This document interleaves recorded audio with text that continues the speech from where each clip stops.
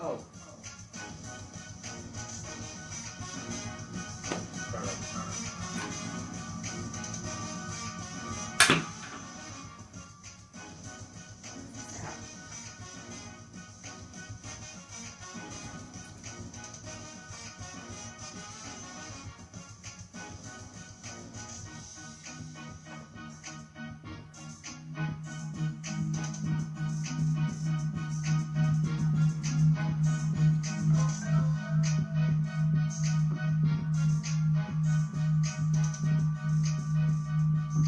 Sound coming.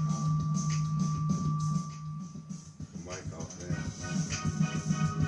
Oh my God. Testing, testing. Ah, I'm just saying testing. Oh.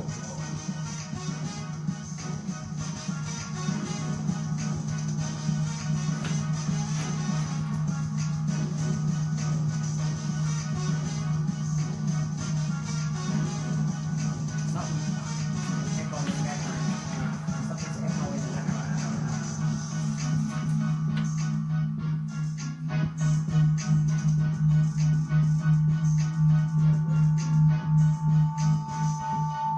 All right. We are back in full effect. This is 41 Sports Talk Radio on foreignradio.net. I am the bench warmer sitting here with Professor. What's going on, sir? It's good. It's good. Could be better, but it's alright. It's all right. It's alright. Yeah, ain't nothing to brag about, right? No, ain't nothing to brag about. Yeah, it's just After one what I of saw this week. it's just one of those days. It's just one of those days. Yeah, it's all good. Not from what we saw this weekend. Yeah, it's all good though. Yeah, we got a lot of chatter on Facebook Concerning? concerning what happened this weekend. What Oh, in terms of the results of the playoff games? What transpired this weekend. Yeah, Yeah, and it wasn't. I saw that coming. Yeah, you didn't want to deal with that, did you? You know, she as in Desiree Hills. All I saw was her name and a bunch of notifications. I think she wanted to ensure that she was right about there was no way on God's green earth would Minnesota win that game, knowing that the Super Bowl would be in their stadium. She kept saying last week, that's not going to happen. The NFL is not going to even allow that. Yeah, well, I think it's more than that, though. I think it's more of she wanted to ensure that we were wrong and she was right. Oh, well, yeah, of course. I think it had everything to do with how wrong we were and how right she was. And of course, she's a Patriots fan, so of course she ain't gonna go against the team, and she's gonna predict them to win the Super Bowl. So Yeah, I know. Yeah, we know that, but I think it's more of how right she was. It was like, I'm right and y'all wrong. Well, yeah. The bench woman and professor has gotten shut down by an amateur. And I think that's pretty typical.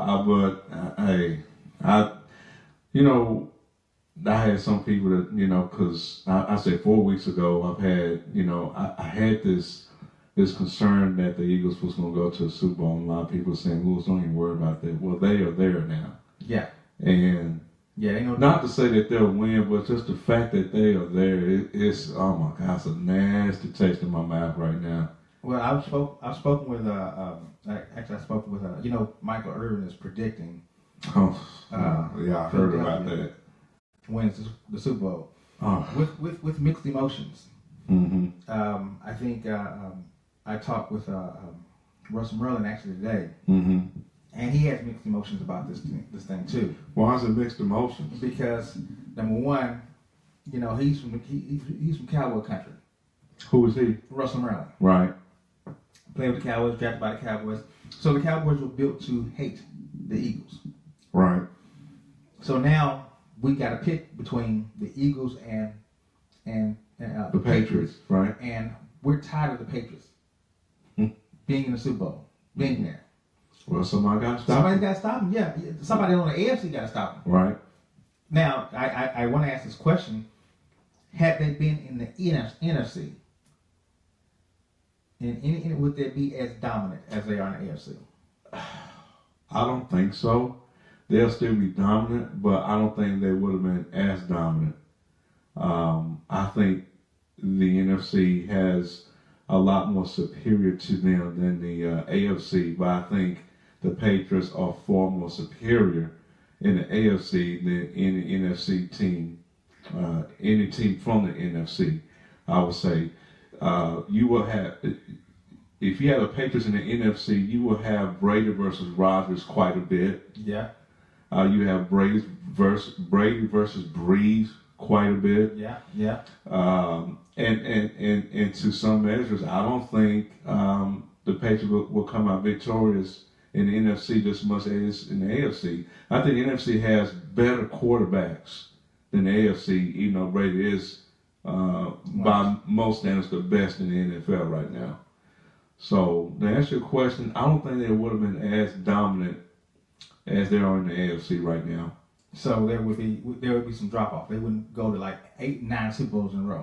We'll tell you something, especially within the AFC East, to where I believe the Patriots may have won the AFC East probably 10 of the last 12 years, maybe, or 12 of the last 14. Yeah. If they had been in any division in NFC, they would have not been doing that. Right. I mean, you look at the AFC East, the Bills, the Dolphins, the Jets. Right. I mean, come on now. They wouldn't have done it. It would have been like, if they had been with the Carolinas and the Saints and Seattle, man, they'd have been dogging out with them. Yeah. And they wouldn't have won the division. Either one of those divisions as efficient as they have with the AFC East. That's just my opinion. I agree. It would have been. It would have been it probably would have been a better competition. Right. Because you got teams like you got teams like the Cowboys, and I'm gonna say the Cowboys from like 2 years ago, or the 2 years before that, prior to that, and you have the Eagles that were good this year. Mm-hmm. Then you got to deal with the Giants on a consistent basis. Right, and you kind of think along my lines right now. The Patriots are in the AFC East. Keep them in the East, so just put them in the NFC. Right. Try them out there. So who you take out of the NFC? If the Patriots were in the NFC East, there's 4 teams. Who do you take out of the NFC? or who you take out? Who do you remove? That would be a geographical answer there. So the Giants, the Cowboys. No, actually, it's not even geographical because geographically, the Cowboys shouldn't even be in the East. Right, and that's what the NFL is trying to do right now. It would probably be the Giants, the Eagles, the Redskins, and they're all in mainly and Eastern teams, and Dallas is like towards the center. Right, and the Patriots. It'll be the Cowboys. That's you have to take out. That's your division. You have to take them out and put them maybe in the NFC Central. Central, which would be the Bears, the Packers, the Vikings, the Lions. No, because that's Central North. I'm sorry, that's North. You got to go down here. You got to go. Well, there's no Central. I'm sorry, there's no Central anymore. No. It's North, South, East, or West now. So you have to say the South. NFC South. NFC South. So it'd be the Cowboys, the Panthers. Panthers, Saints, Falcons. No, I go Panthers, and Saints, Bucks. Falcons. Well, no, Houston. That's AFC South. We're just talking about in the NFC. But we South. just pulled New England out of the NFC, out of the AFC, and put it in the NFC. Yeah. Now, so if we okay. So you put Dallas in the NFC South, put the Patriots in the NFC East. Right. So okay. so you got Houston, you have New Orleans.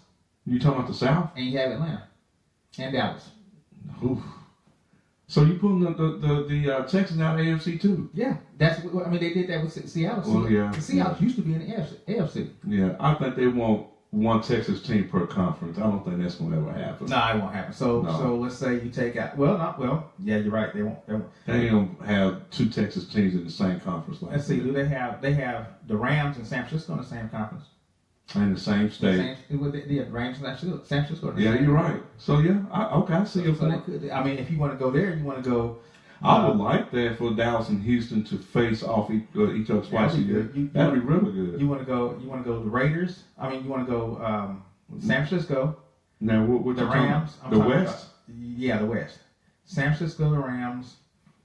Who else is over there? San Francisco, Rams, Oakland. Well, yeah, Las Vegas now. But yeah, and that's still West. And then Denver. Or San Diego. LA. Yeah, San Diego. Yeah. LA Chargers. So the Chargers, LA Chargers, Rams, and 49ers. 49ers, yeah. And Vegas. And Vegas. That is as west as you can get. Yep. Right. That's 4 right there. Where would you put Seattle? Seattle is in the northwest. Northwest. So you got Seattle. You have Seattle. You have Denver. Denver's kind of Yeah, they up there. yeah. Okay, I can They say up Seattle and Denver and Uh, Seattle, Denver, and that's pretty much northwest for them. yeah, that's it. This is when you start going cross country. This is what you call NFL It's realignment. realignment. Yeah. Which, you know, if you want to discuss that real quick, they tried this alignment phase. It's been almost 10 years now. Yeah. And I mean, it kind of worked, but you still have some teams I think is out of. Well, remember. They're in a division where it's not really a division they should belong in. Right. We went from 3 divisions to 4 divisions, Mm-hmm. and so the 3. They got rid of the Centrals. Remember, Yeah, back three in those divisions. it was AFC Central and NFC Central. So you had NFC West, NFC East, NFC Central, and NFC West. They got rid of Central and added South. Yeah, and added South. Right. So in that division, you had let me see if I can remember the division. That division. So the NFC East used to be the Cowboys, the Philadelphia Eagles, Cardinals. Washington Redskins, Cardinals, the Giants. Those 5 teams. Mhm. Yeah. In the Central, it was Minnesota, Detroit, Green Bay, Chicago, and I want to say Tampa Bay. Tampa Bay. I think it's Tampa Bay Bucks. Yeah, I want to say Tampa Bay. In that division. And then the division down here, you had Atlanta, the West. The West, you had Atlanta, The Rams. you had the The Rams, 49ers. you had the 49ers, and you had New Orleans Saints. Yeah, because the Seahawks was in the AFC. Right, AFC it was West. 4 teams. Yeah. Yeah, and actually, it was only 4 teams in the West. I mean, it was only 4 teams in the Central and 5 teams in the West. Right. Tampa Bay was with. Tampa Bay has always been with San Francisco. They've always been in that division. Mm-hmm. So on the other side of this coin, in the AFC East, you had the Patriots, Miami. You got the Patriots, Miami, Jets. the Jets, Buffalo. and I want to say It was 5 of them. It was 5 of them. I want to say, wow. I want to say Indianapolis Colts. Yeesh. I want to say the Colts. Now you're probably right. Because on the Central you had Cleveland, Cincinnati. I think it was the Colts. Yeah, Cleveland, Cincinnati, Pittsburgh, and Houston. Right. And then down south you had, to the east you had Kansas City. East. No, the west. The west you had Kansas City, Denver. Denver, Raiders, And the Chargers. Chargers, and it was one more because it was 28 teams. 14 on each side.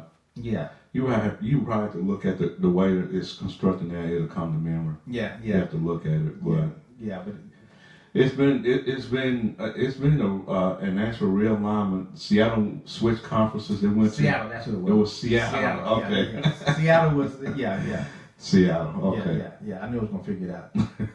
Yeah, but they switched conferences. They switched they From switched AFC to conferences. NC. Yeah, and the reason why they had to do a realignment because they had 2 expansion teams coming in, Mm-hmm. which is the Carolina Jacksonville. Panthers and Jacksonville. Mm-hmm. So once those 2 came in, You have to redo it. they had to redo it because I don't know why they had to redo it. I guess they did.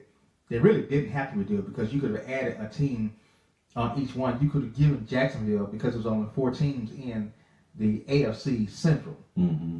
So you could have dropped Jacksonville there, Mm-hmm. and there was only 4 teams in the NFC Central. So you could have dropped a 15 there, and that's your 30. Well, actually, 2. It was 28. No, there's been 4. It's 32 now. It's 32 now. There have been 4. And then the expansions. Remember, So, it's and the the addition, Houston Texans. the addition of the Ravens. The Baltimore Ravens and Right. yeah. But Cleveland moved to Baltimore, Right, so there was no team in Cleveland. right. Yeah, so all that crap happened. And remember, Houston went to Tennessee and became the Titans. Yeah, and then there was no team in. Now it's the Houston Texans. See, Right. They keep adding. Yeah, Yeah, I hope they don't add anymore. they shouldn't. 32 is enough. Yeah, Yeah. Yeah. All right, so let's do this right here. We're gonna take a quick break. Okay. Actually, we're on Facebook Live, but we're having technical difficulties logging into our radio station. Uh-oh. So let's do this right here. Let's take a quick break Okay. while I find out what is going on with us logging into the radio station. Will do. Okay, so here's what we're gonna do. We're gonna take a quick break, and when we come back, we'll get into the awareness of this tragedy that was the weekend. I call that travesty. Yeah, yeah. The debacle. All right, Oh. so this has been 41 Sports Talk Radio on 41radio.net, 41radionetwork.com. We will be right back. Let's roll. All right.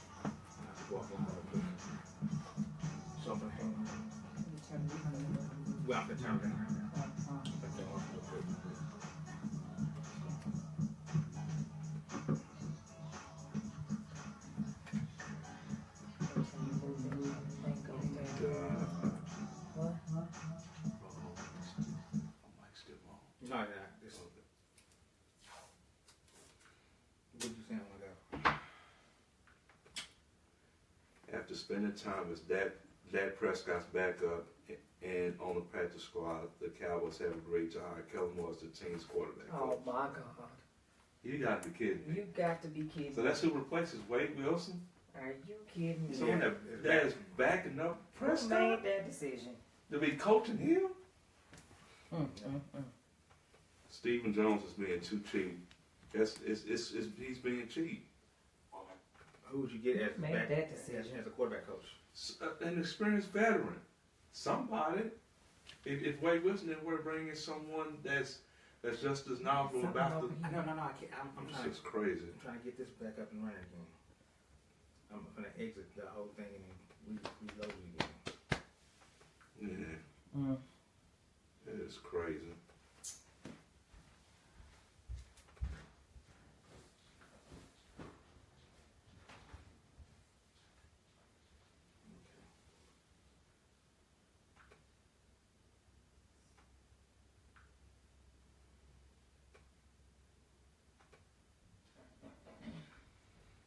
I tell you, it's always something. If it ain't the radio station, it's Facebook Live, it's the computer not You working. figured out? I can turn this on real quick. Huh? I can turn this on real quick. Turn it on real quick. Turn this on. Always say gracious, best revenge is your paper. Y'all haters go ahead with that.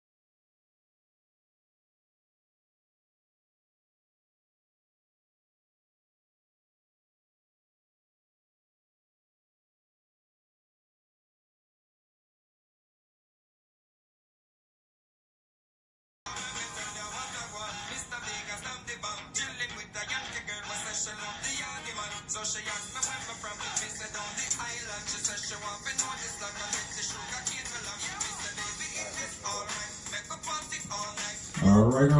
We're back in full effect. Trying to make this thing work. This is 411 Sports Talk Radio on 411RadioNetwork.com. I am the bench warmer. Just trying to do my thing. Of course. Make some things work, make some things happen. What bench warmers do. That's all we can do, right? Yes, That's sir. all we can do. Yes, sir. All right, now let's get into this thing. Let's get into this thing of called football. All right, it happened over the weekend. Right. And while it was happening over the weekend, things were going on. So let's start with the Jacksonville Pittsburgh game. No. Pittsburgh is eliminated. I'm sorry, the Jacksonville New England There game. you go. I mean, I want to start with the Jacksonville Pittsburgh game where they killed Pittsburgh. So yeah, the Jaguars played New England.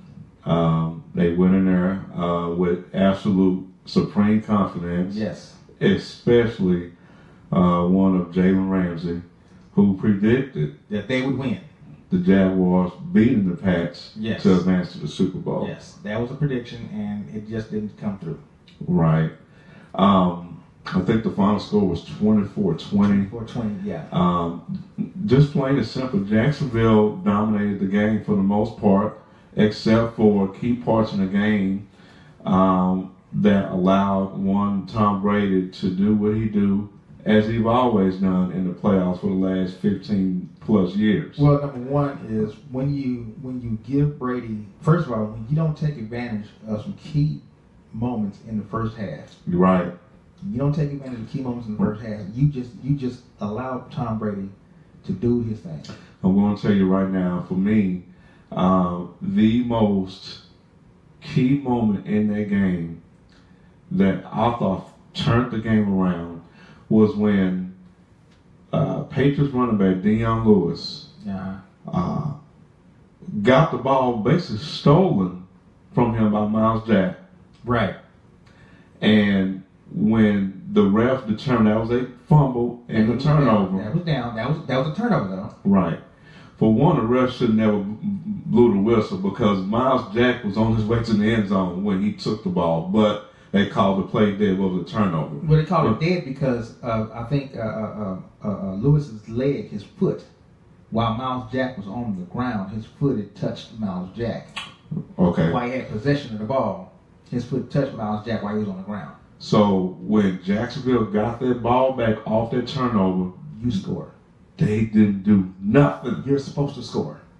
That was the critical moment in that game. If they had scored, That's the time you score. I think the Jaguars would have came away with a victory in that game. that's But they when you didn't score. take advantage of the turnover. That's when you What score. I call cashing in. Cashing in is your defense creating a turnover, Right. allowing the offense to either kick 3 points or go for the touchdown off that turnover. And you You didn't cashed in off of a turnover, but you didn't do it. nothing. You did nothing. So when the Pats got the ball back, it was all Tom Brady from that moment forward. Yeah. And so I'm still thinking, okay, what happened to the Jaguars defense?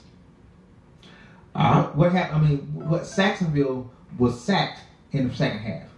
I think that's where the playoff experience came in there with Tom Brady and the Patriots. They knew what to do. Jacksonville, on the other hand, was like, okay, we got them in this spot.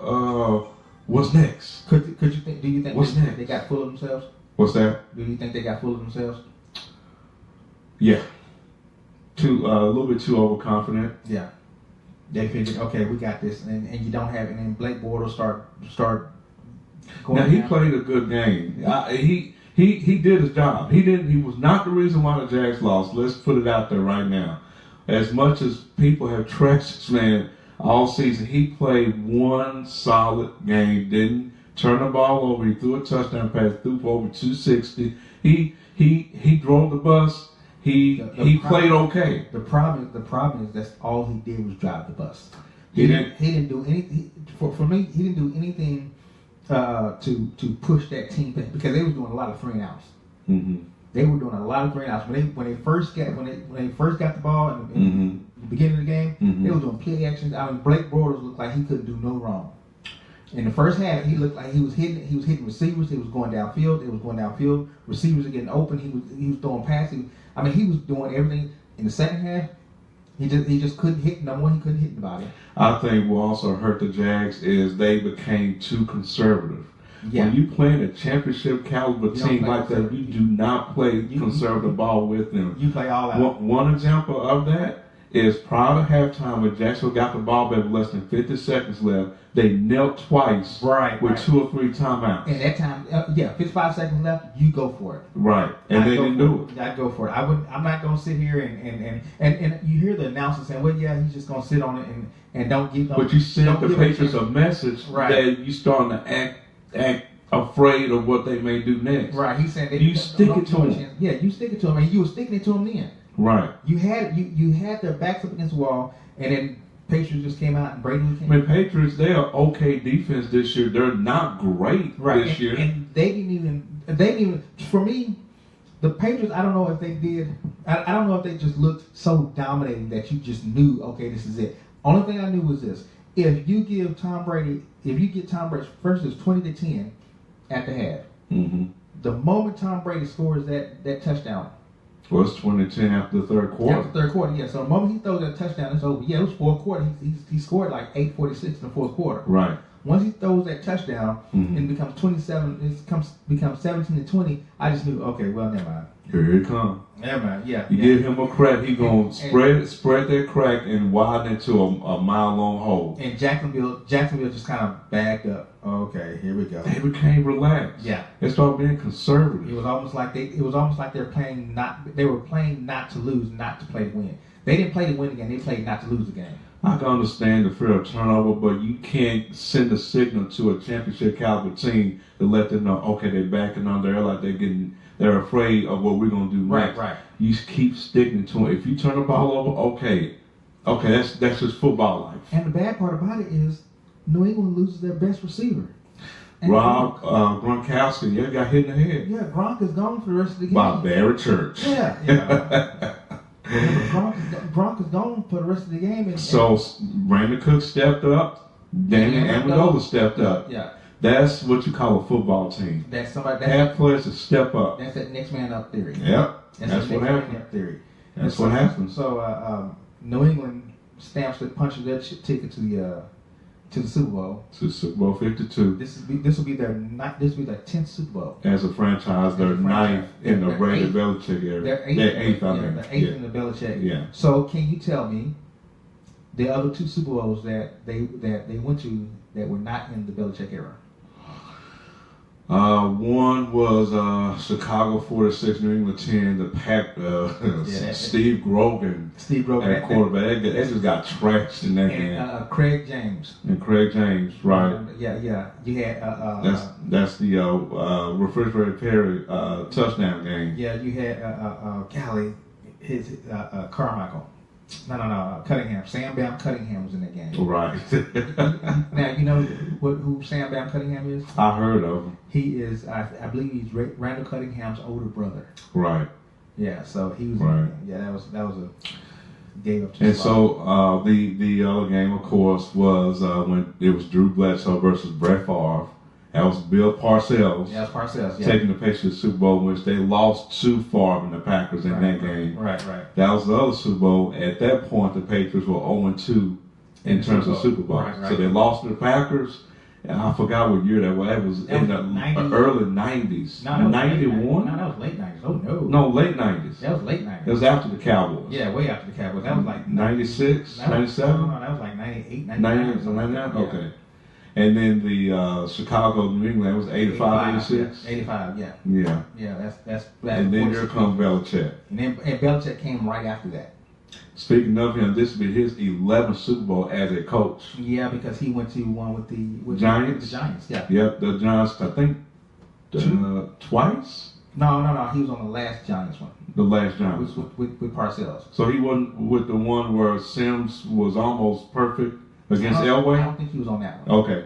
I think he was on the one after. They counted 11 for him. This is number 8 with Brady. So there's 3 other ones he was being in. I know one of them was the Giants. So maybe 2 with the Giants. I think he was on their coaching staff at that time. And with New England because he was on the coaching staff with Bill Parcells when he took New England. When Parcells, Okay, so that's the other one. yeah, because Parcells took Belichick everywhere he went. Okay. You know, Parcells got a lot of minions out there too. Yeah, oh yeah. He A lot got of some. coaching minions out there. He got some capital out there. yeah. And then this will be so they was doing how many rings players got. Who has the most rings? Mm-hmm. Okay, so the most is I believe Tom Brady. In terms of one player with ring, Yeah, with rings. he's tied with Charles Haley right now. No. Yeah, he's tied with Charles Haley right now because Charles Haley has 5 too. Yes. But there's so many other players that have 5 rings that you wouldn't believe, like kickers and long snappers. yeah, and stuff yeah, like that, yeah. You wouldn't believe. I keep forgetting that. Adam Vinatieri has like 4 rings. Mm-hmm. You know, so and it was interesting that we were out at the College Gridiron Showcase, and Rod had his dad's rings out there. He had 4 of them. Yeah, he had 4 of his dad's rings out there. Them some big old boys right there. Boy, Them some big some old boys. big old hands Yeah, there. some big old hands. So New England punches their ticket. Jacksonville. Okay, so you're We got a question. I have a question to pose to you about that team whenever we get through. All right, we might be posting the same question. So you're the GM. Mm-hmm. What do you look for with Jacksonville? What do you go to the draft to go to free agents for? Okay, so I might as well go into the question. Wait, answer my The question. it's my answer gonna be the question. Okay. You have to determine what you want to do with Blake Bortles. What I want to do? Do you want to keep him and then be aggressive free agent, or go on free agency trying to look for? Do you think there's a quarterback? I like just say Alex Smith or Eli Manning. Do you think there's a quarterback out there? This goes for Case Keenum. This goes for Sam Bradford. Because you're gonna have That's a 2-part question. We got to figure out what Minnesota's going to do. Yeah, you're gonna have. Let's go with some quarterbacks out You're there. gonna have a Case Keenum out there. You're gonna have you might have a Sam Bradford out there. You might have a Alex Smith out there. Eli Manning might, I think he's going to stay. Eli Manning will probably stay there. Who else you got? Those are kind of your top 4. Kirk Cousins. Kirk Cousins might be out there, but then if Kirk Cousins goes, then what is Washington gonna do? So you Well, don't, yeah. you don't get rid of. Well, see, I Kirk don't know if Cousins. they're going to. I'm not sure how many times can you franchise. You can't franchise. So they got to make a decision on him. Yeah, they got to do something with him. But you don't get rid of Kirk Cousins to go get the other 4 that I just mentioned. But if you don't want to pay, If you don't want to pay, you get them other 4. But, Remember, but guess where that takes how you much to? money he have gotten in 2 years off It's franchise? $25 million. I mean, Pop. he gonna want that money or more than that, and I doubt if Exactly. Danny Snyder is gonna pay him that much money. He ain't gonna put that in his pocket. So I'm putting him out there in the free agent pool as well. Now you have to ask yourself: is there a quarterback out there in the pool that is an upgrade for Bortles? If not, you keep Bortles where he's at, and then you go after the free agents. Okay, so let me ask you a question. Let's say Minnesota keeps Case Keenum, and they keep Sam Bradford. Then guess where Teddy Bridgewater goes? He's gone. In the pool. Right. Now, does Jacksonville go after Teddy Bridgewater? Is he a better quarterback than Blake Bortles? Bridgewater and Bortles is about the same age. See, here's my thing. You don't let a quarterback that takes you to the NFC Championship game or the AFC Championship game. That's a keeper. Yeah. That's a keeper. That's an automatic keeper. Yeah. It should not be any question. I think Bortles need a little bit more coaching. Well, you bring him Just a you bring little him bit. coaching. I think he's deep. You go get Kellen We're talking Moore. a quarterback that was benched in the preseason. Yeah, and we're also talking. Okay. Going into the season, he was bench mode at that point, and then he finally turned it around after he got that message. Either you're gonna be on the bench, or you're gonna turn it around. He got the message. He cleaned up. So you got that. He was in bench mode, but then you can also say Case Keenum was in third string mode. Right. You know? He playing the year of his career right now. Nick Foles just got to Philadelphia. Jesus. This is second time with it. Yeah, and he was a waste with the Rams. And the Texans too. He And was the with Texans, yeah. So I mean, we can put all those scenarios out there, but I still say, if you are a quarterback that gets our team to the NFC or AFC Championship, You keep him. you're a keeper. You are a keeper. Now we may put some things behind you. We may put a veteran behind you, Mm-hmm. like a Sam Bradford. So You keeping Bortles. I keep Borders. So let's go back to your question. What are you doing free agency? The defense is solid. Defense is solid. Yeah. What? I mean, I was a year late because I thought Jackson was going to be in a position last year and I was wrong, but now they're in a position I wanted to be in last year. What do you see any weak spots on this team, considering? I mean, they could have beaten the Patriots. You could have beaten. It was all about decisions. You had them beat. Coaching. That's why I would bring. Not being aggressive. That's why I would bring in a veteran quarterback for Bortles. As a backup. Yeah. Okay. To help him out. Alex Smith. Well, would Alex Smith want to become a backup? I don't think so. But I would bring in a veteran quarterback as a backup to help Bortles out, and I would also bring in maybe 1 or 2 tight ends. You know, they do need a. Now Marcedes Lewis, he okay, but I think could do better. I would spread the offense enough to give Leonard Fournette. I would give him a little bit more running room. So their receivers, Allen Robinson was injured. Yeah. They got Marquise Lee, Dede Westbrook. I mean, what do you think about their receiving core? They got a decent receiving core. Mm-hmm. I mean, they got it. I mean, all you want them to do is catch the ball. Mm-hmm. They got. I mean, you might want to bring in one that can stretch the defense. Mm-hmm. My whole thinking would be, okay, how do I get Fournette a little bit more running room? So that's a beast, right? So that means I'm going to bring in another offensive lineman. Mm-hmm. So I bring in another offensive lineman, get him some more running room. And I might bring in another receiver to stretch the defense a little bit. Right. And then on the other side of the ball, I might bring in another like a Khalid Campbell. Calais Campbell. I bring in another one on the other side. Okay. So I go defensive front line help. So Saxonville truly be Saxonville. Okay. Speaking of quarterbacks, Alex Smith, where do you think he's going? I got an idea, but I'm gonna see what you're gonna say first. Because you know Patrick Mahomes is going to be started for the Chiefs next year. Yeah, it's a wrap. Alex Smith is not going to want to sit in the back and behind. Oh, he's going to be a starter somewhere, and I got one team in mind. I think. He can go to the Jets. So get rid of McCown. Yeah, because McCown is the reason why the Jets were in the position they were this year. They finally got better quarterback. But who's a better quarterback, McCown or Alex Smith? That's a good one. I would say Alex Smith. Yeah, you can take him there. But I think the Jets should keep him McCown. Or let's say Kirk Cousins is gone. The Jets got some talent on offense. They do. You put Alex Smith behind that, and you might have something. I think Alex Smith going to Cleveland. Nah. I'm gonna tell you why. Cleveland. Josh Gordon is back. Cleveland's going to draft another quarterback.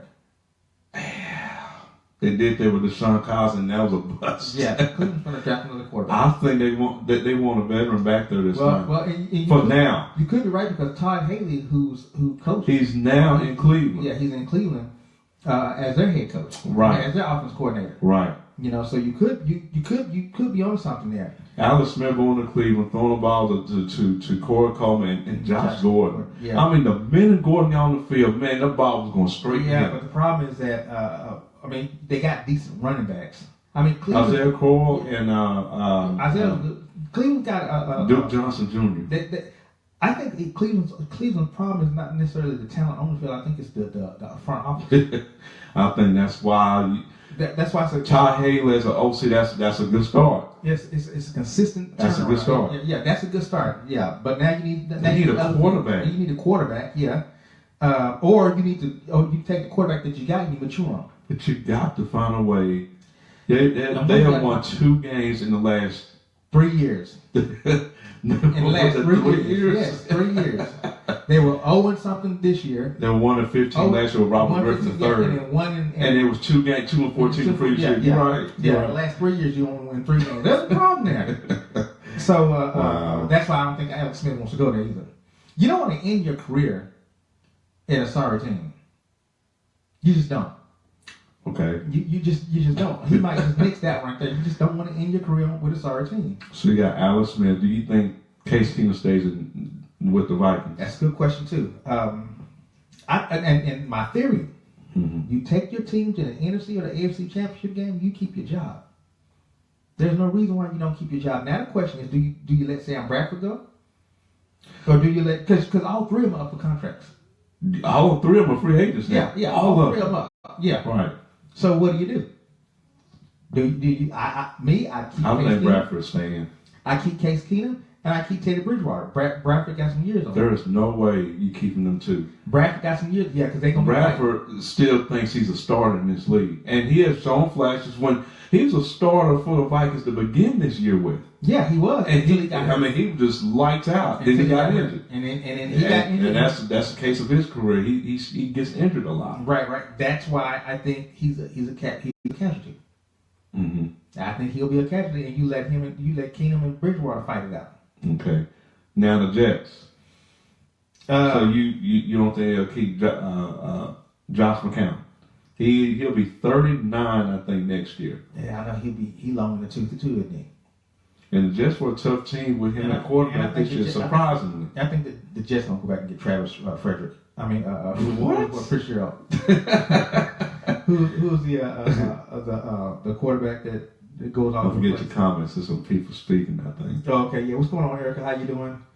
Let's see. What's Hey, up, Erica. Cliff? What's going on, Cliff? What's up, Robert? So what's happening, wonderful? What's up, Bobby? All right, we're just trying to chop it up here. So the Jets. Do you think they keep Josh McCown? That's where you have to start. Well, I think they keep him, but I think they look for another quarterback. In the draft or free agency? It's not. We've already noted you're gonna have 5 good quarterbacks in free agency. Mm-hmm. Are the Jets gonna have the money to deal with those 5 good quarterbacks? Mm-hmm. And let's see something here. I've got Cap and have that question, that answer right now. Jets salary cap. There's the Giants. Where are they at? 15th. Cowboys salary cap. Cowboys gonna have some money too this year in the salary cap. I got it somewhere around here. I'll figure it out. But the Jets do. I think with the Jets, I think you go to the draft. The reason why I think you go to the draft is because now you got to start thinking about building. Okay. I need to start building my team, and there's not a lot of young cats out here. There's not a lot of young quarterbacks out there that I want to build around. So I'm gonna go to the draft and build, and then I'm gonna bring the teams around I'm gonna build the team around my quarterback, and which tells you that this, the more things change, the more they stay the same. We're getting back into an era to where teams start building around the quarterback. And not the quarterback having to fit into a system. And it's really interesting that we're on that because it started with the Tony Romo. Remember, I said we're going to make this a Tony Romo friendly offense. Right. That means that we're going to suit this offense around Tony Romo's skills. Right. Now, before that, I'll give you a little history. In the 70s, they would bring in quarterbacks. And they would used to fit offenses around quarterbacks, like a Terry Bradshaw. The offense was fit to his skill, to his skill set. What happened is that you move along through the 70s, and then you bring in Bill Walsh. Bill Walsh had his West Coast offense. Well, Bill Walsh, because of his offense, he looked for a quarterback that would be fitted toward his offense. That's where Joe Montana came in. Because Joe Montana was more suited toward his offense. So then you start getting teams that will say, here's our offense, we need to bring a quarterback in that can fit this offense. So that was what happened a lot in the 70s, and then you get to the 90s, and I think the Cowboys, they had a offense that they wanted to run, which was ran by Dave Shula. Yeah, David Shula, which was Don Shula's son.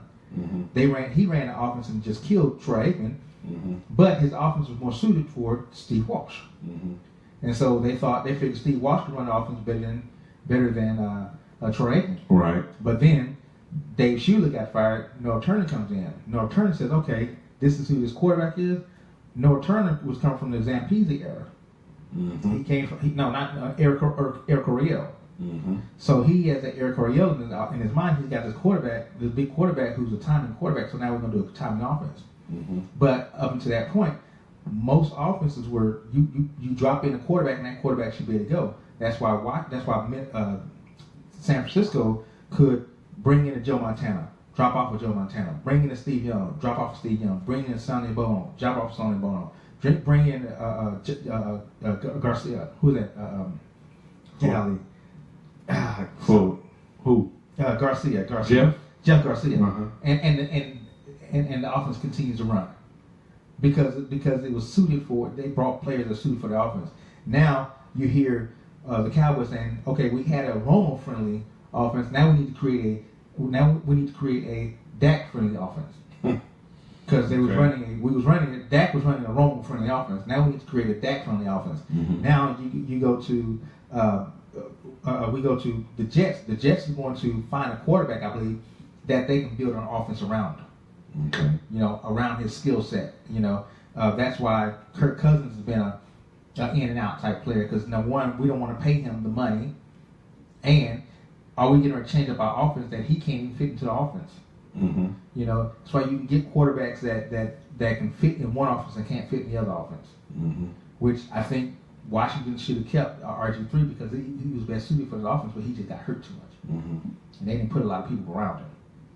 So Okay. that's my offensive defensive story, or my offensive quarterback story. One team that had that just got in the playoffs for the first time over a decade, the Bills. Buffalo. Do they keep Tyrod Taylor? I think you do.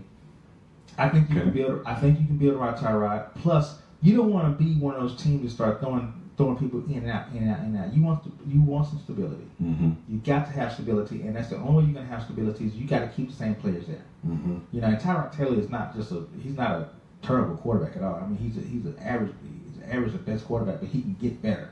Mm-hmm. I mean, you got LaShawn McCoy back there. You know, he's got some weapons. Mm-hmm. You know, he just needs to utilize those weapons.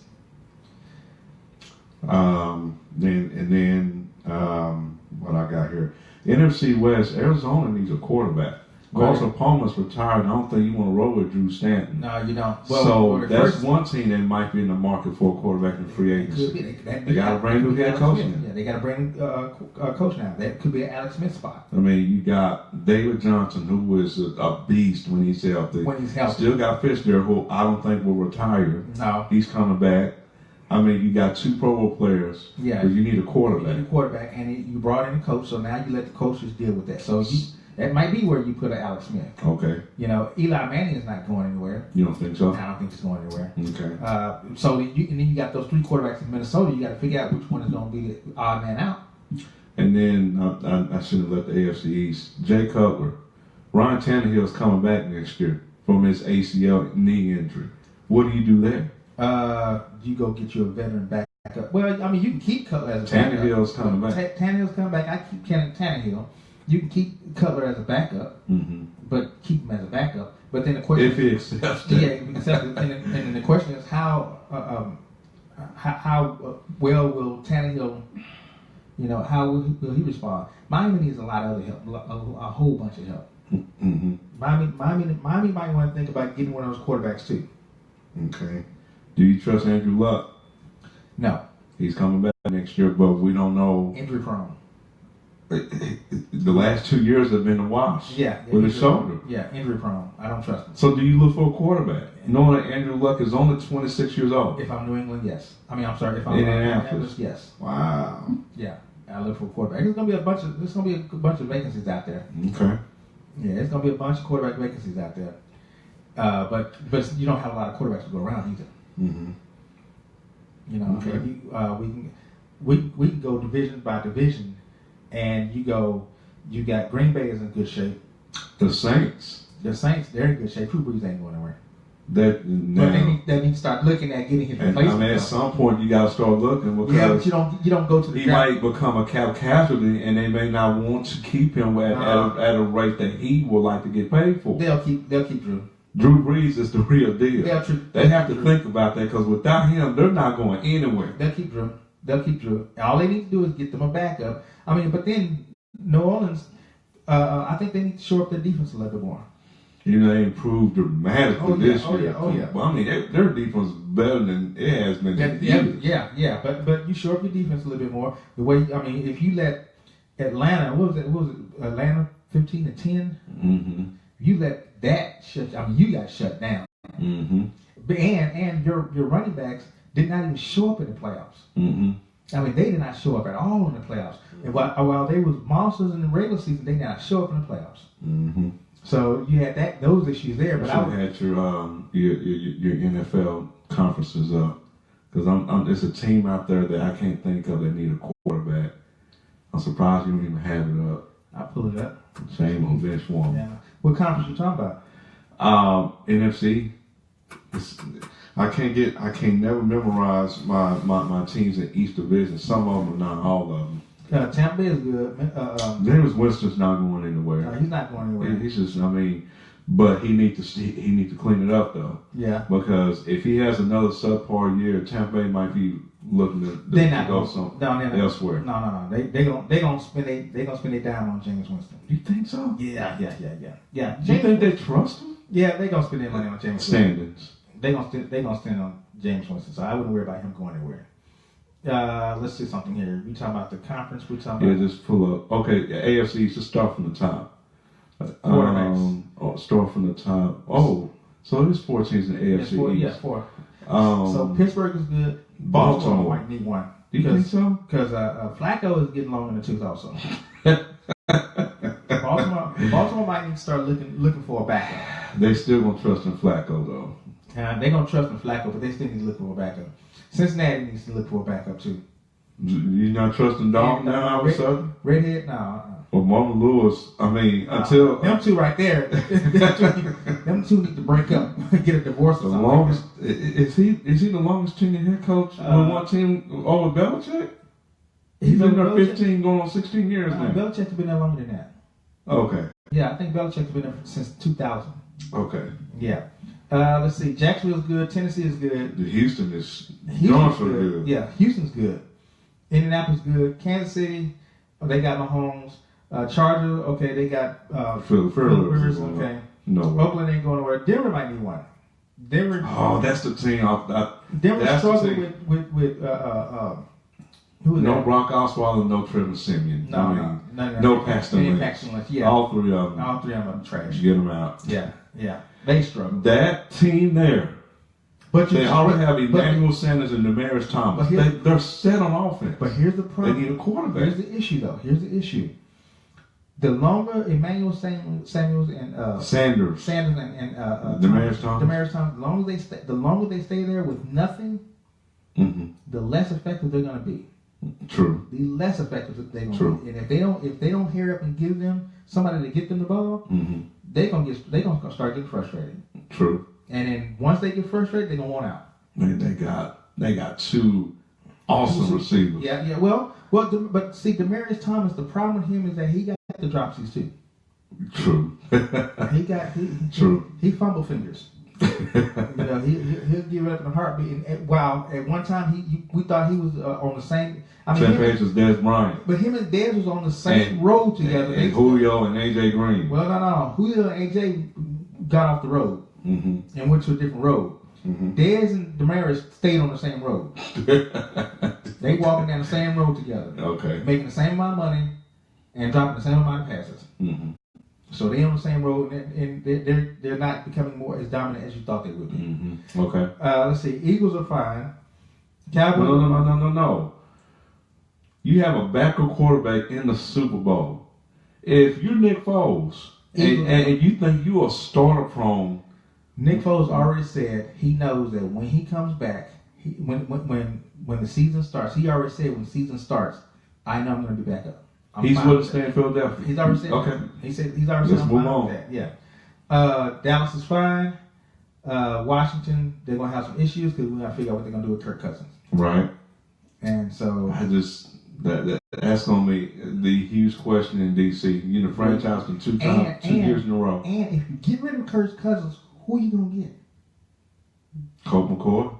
No, that's why he's a backup for a reason. Okay. Backup means you can't start. Let's see, the Giants. So Nick Foles can't start in this league? I don't think he can. I mean, well, we tried him out with Houston. We tried him out with. Nick Foles didn't go to Houston. He went to the Rams. Yeah, we tried him out with the Rams. Yeah, that didn't work. That didn't work. So he worked with the Eagles after Vic left. He had a Pro Bowl season. Yeah, because that offense that they had, that Chip Kelly offense is what he was used to. Yeah, he thrived in that offense. Yeah, but no more Chip Kelly and he's going back to college. Yeah, that's why he's gonna stay. That's why he's gonna stay in Philadelphia. Then the Bears got, I think they got some special in Mitchell Trubisky. Yeah, the Bears got something. Trubisky. Trubisky's good. Yeah, Detroit. They Matthew Stafford. Matthew Stafford. Yeah. New Orleans is good. Carolina's good. Atlanta's good. Tampa Bay's good. The Rams are good. Seattle's good. Arizona's the only one that's got the issue, the quarterback issue, and San Francisco with Jimmy Garoppolo is good. They got a gym. Yeah. Jimmy G is the real deal. Yeah, so they're good. So I mean, you got a lot of quarterback issues out there, but the ones you want to watch out for, your Arizona Cardinals. You want to see what Washington's going to do with Kirk Cousins. You want to see what Minnesota's going to do with that. Well, actually, Minnesota doesn't have a quarterback. They got to sign one. So again, you would keep Case Keenum. I keep Case Keenum. He took me to the championship. Who was the backup? I'm saying Free agency or Bradford? No, Bridgewater's. He's already said he's a starter in this league. Understand what I said? I would keep Case Keenum. I didn't say Case Keenum is my starter. I said I would keep him. I'm giving it up. Y'all fight. Do you not think Case Keenum was playing the way he played this season to let NFL teams know I am a starter, I belong in starter status? He may have been auditioning, but I don't see him backing up, moving forward at all. But I heard him in an interview saying that he had several other teams that he could have gone to. Mm-hmm. Remember, Case Keenum came into Minnesota as a third string behind Bradford and Bridgewater. Exactly. Right. He said he saw other teams that he could have gone to, but felt Minnesota fit him the best. Okay. Even at a third string, so he was willing to be a third string quarterback. Mm-hmm. You know. But now he had all this success. Do you think he's still gonna think that way? I don't know. This what I'm getting at. He might taste success to the point he almost took his team to the Super Bowl. He may remain humble and say, you know what, hey, whatever y'all want to do, just do it. He just might remain humble. Can I just give me an opportunity to start? If I don't start, I don't mind being a backup. Okay. He just might be that person. Remember, he's out of Abilene, so ain't much in Abilene. So. Okay, go to AFC real quick. Just want to make sure I cover the teams there. We're talking about Denver, Houston. The Titans. Mariota's a keeper? Yeah, he's a keeper. Okay. Yeah, anytime you can throw the ball yourself and get a touchdown with yourself, you're a keeper. Anytime you have one pass and you caught the one pass that you had and you scored a touchdown with that pass, that's a keeper. So, again, Cleveland, you look at that record, 0-16. Do you get a veteran quarterback or you draft one? Well, for me, I would get a veteran quarterback, and the reason why I would get a veteran quarterback is you still got that boy back there, Kaiser. With that being said, what veteran quarterback out there do you think best fits what Cleveland has on offense? Okay, what does Cleveland have on offense? Well, they got a new OC.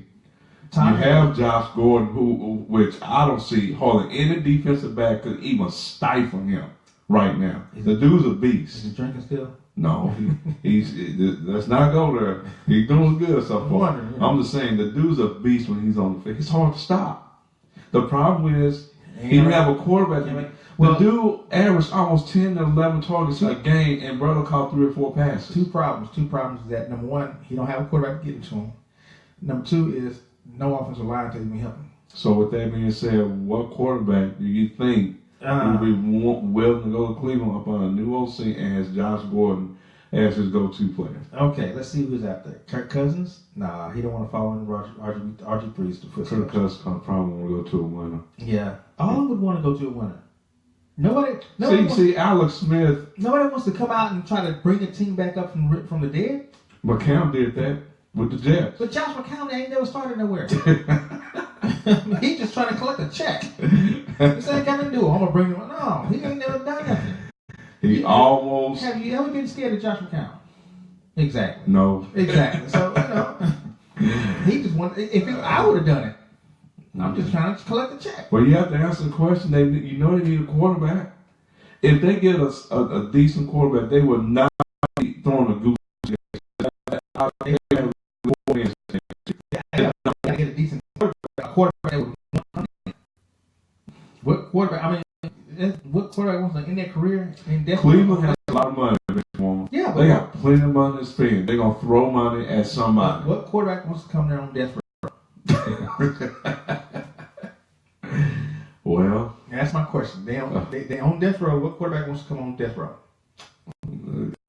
And Okay. And it's not a lot. Remember, the quarterbacks we're talking about, these are not just seasoned veterans. I mean, these are not these guys that just took their team to the promised land. Mm-hmm. I mean, we're just talking about some middle of the road quarterbacks.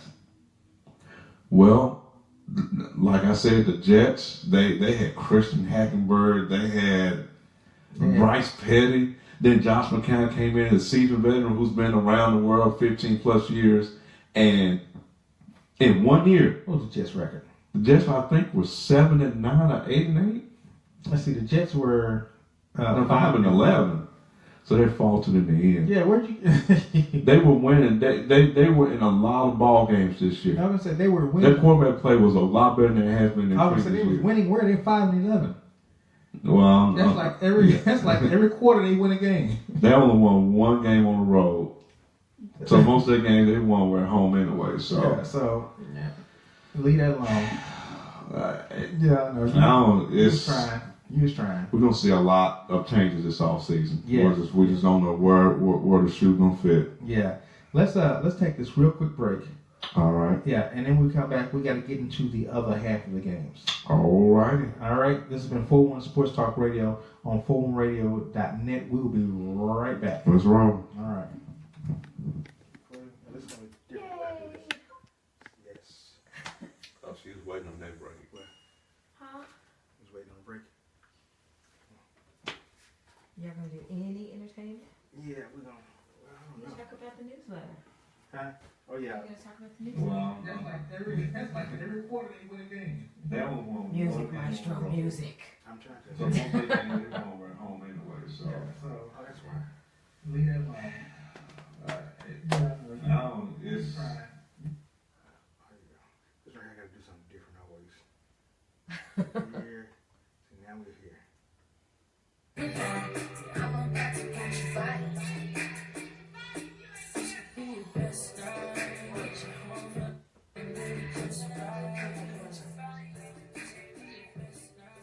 Speakers now. Look at that. I know. It's in.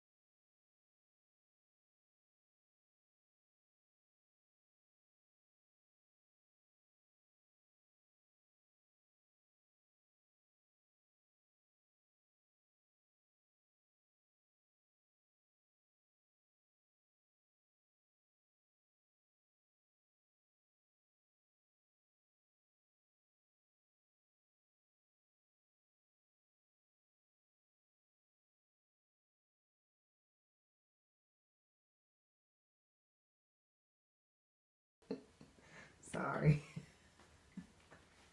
All right. We're back. We're back. We're back in full effect trying to do this thing right. I know. I'm gonna get it. Come on, baby. You can do it. You can do it. 411 Sports Talk Radio on 411radio.net. Yes. Goodness gracious.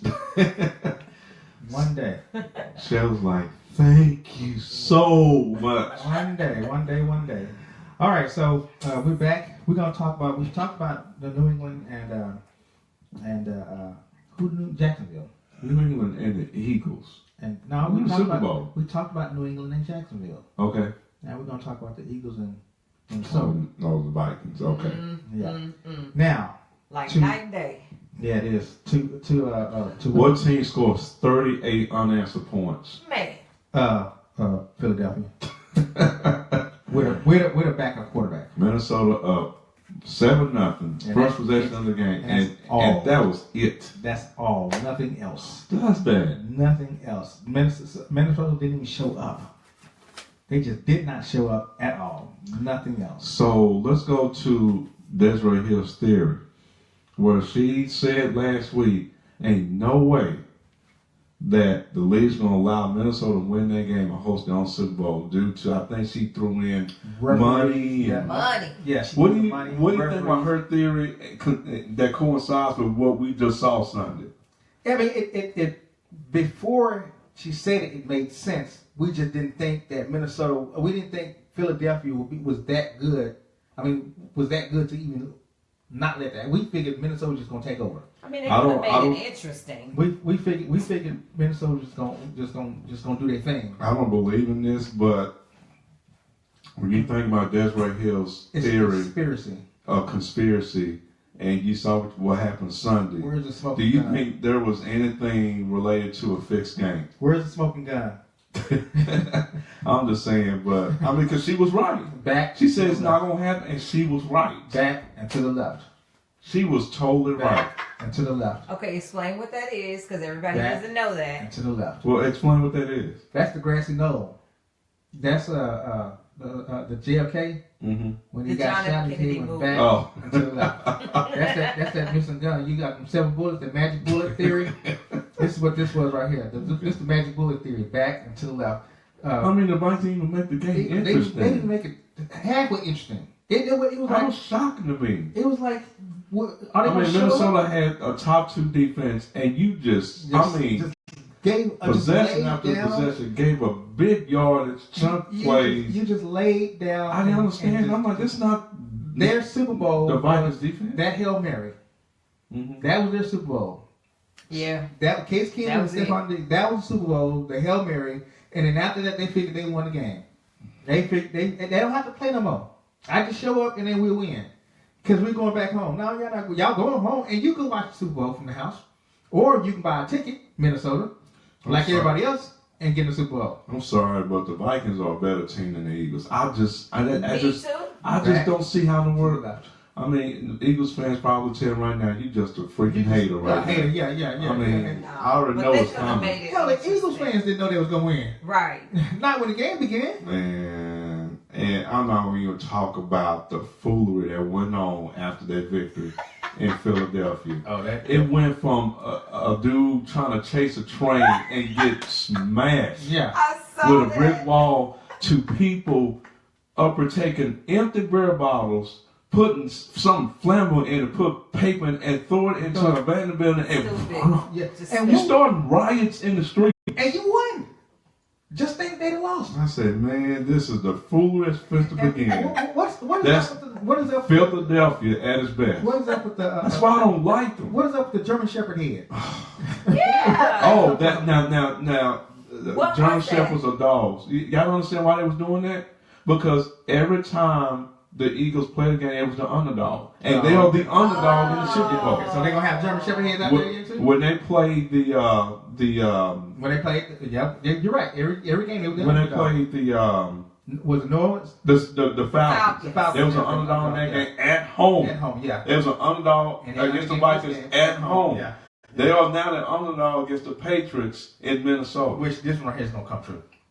So that's okay. Every time we win, we're gonna put on the dog hat. Yeah. You underdogs, we're gonna act like them. No, we calling you. Everybody's an underdog. Don't No, act dogs I know, versus I know. underdogs. Right, We're right. gonna be a dog, all right.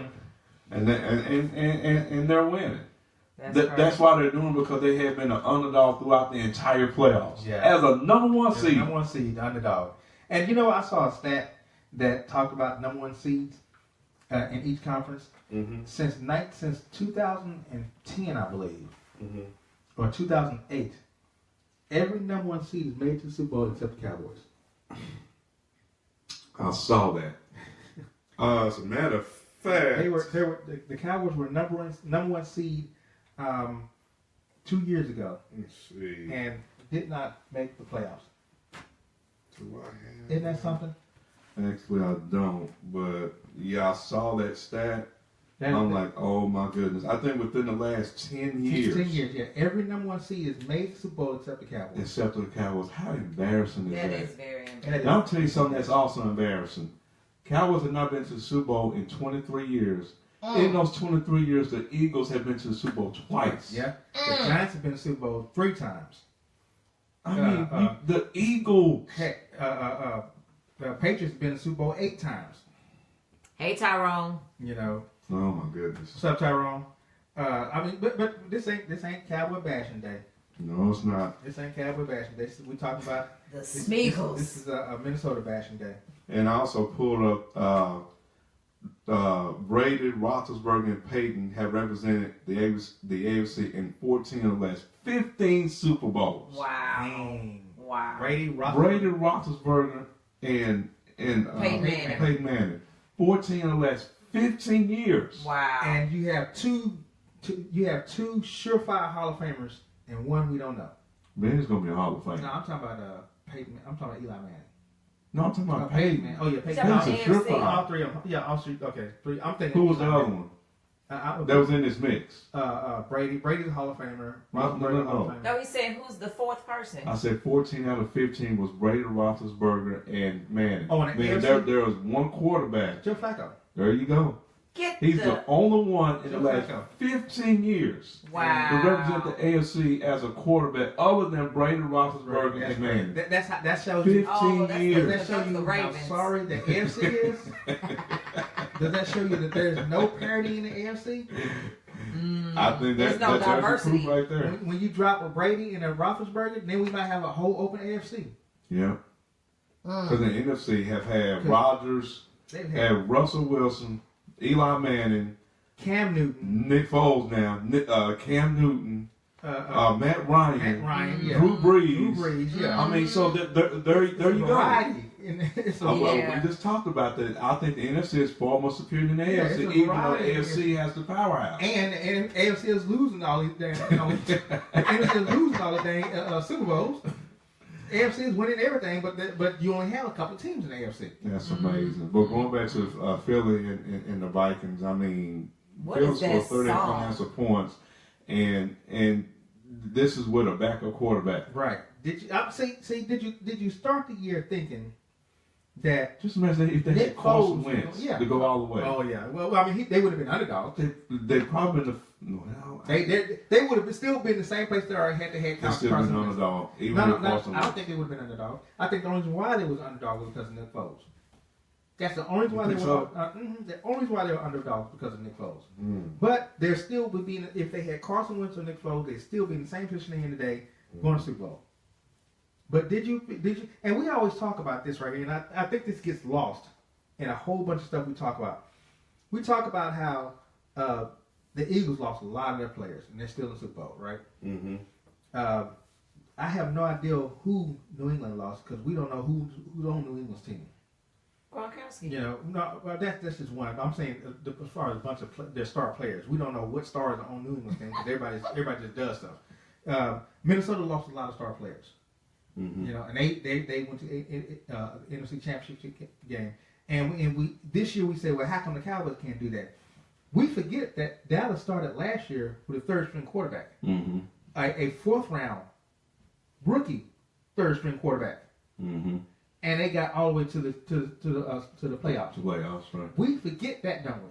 Yeah. That just thrown out of our head, and we say, well, how come they can't do it? Well, shoot, you can't do it every single year. No, you can't. It doesn't happen like that every single year. We got to keep that in mind that every year is a different year for the NFL. Mm-hmm. It's not the same year, and so what happened last year may not happen this year. Different things happen. So I just want us to keep that in mind that heck, 2 years ago we started a third string rookie quarterback and a rookie running back. Mm-hmm. We had a rookie quarterback, a rookie running back. Who else we had? Jack and Zeke. And we had no route running receiver. Terrence Williams. Oh, there's Oh, one. I'm sorry. And then a missing receiver. we had some and we had a new offensive lineman, which is Lil Collins, came in 2 years ago, didn't he? Mm-hmm. Right. So we was plugging and playing too, and we still made it to wind up going to the playoffs. True. So and this year, it fell apart.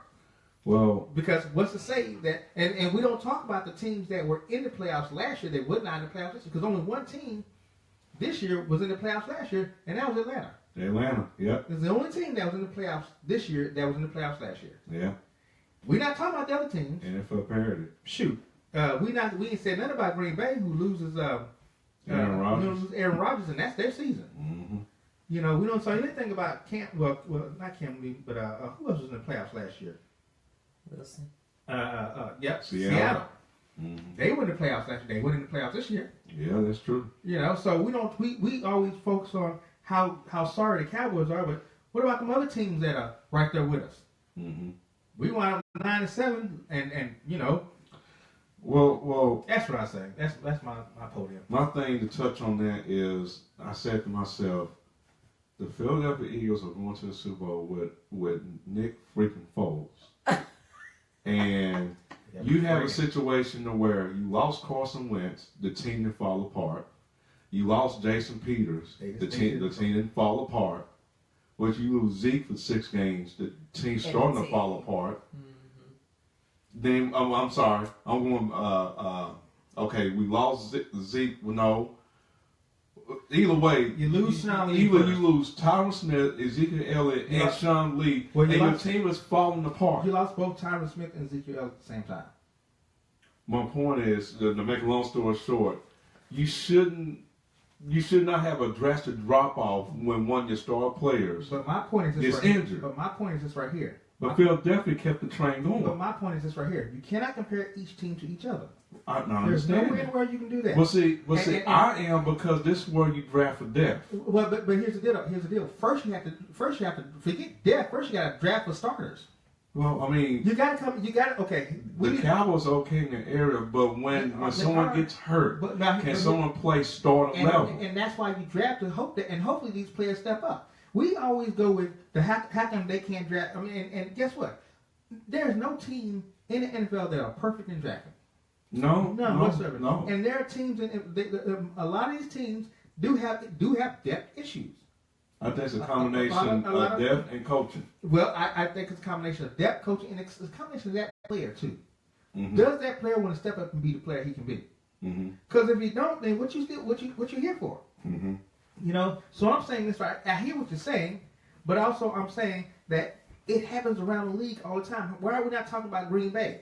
A quarterback goes down. That's another A thing. quarterback goes down. A drastic drop off Wow. when Aaron Rodgers get hurt. Right. And this is every year with them. Right. I mean, they're a bit. There's no depth. You have to draft starters first before you start to go. We needed defensive help, right? We get in the first round, and Taco might be a good player. I don't know, but so we need, and everybody came into the Cowboys camp saying we need defensive help, didn't we? Mm-hmm.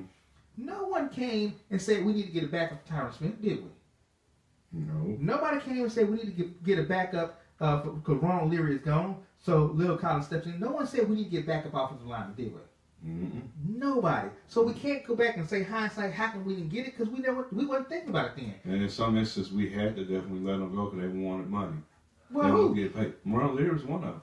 And He yeah. wanted to get paid, and Stephen Jones didn't want to pay him. Okay. He was asking for it, so Well, I mean, but it was like, bye. but the question is, was it? The question is, that's not. We're saying hindsight. Right. At that time, would you have paid him that much money? Probably not. Probably not. Probably not. So at that point, they made the right Could be decision. because of the cap situation. Got a lot of players who have money Tied up like Dez Bryant. And Dez, and not only Dez, but Romo still tied for $8 million. Mm-hmm. So what I'm saying is, at the time they made the decision, we felt they made the right decision. Mm-hmm. So you can't sit back there and say, well, now look at it, we should have done this. No, hindsight is 20/20, and we can't live our football lives on hindsight.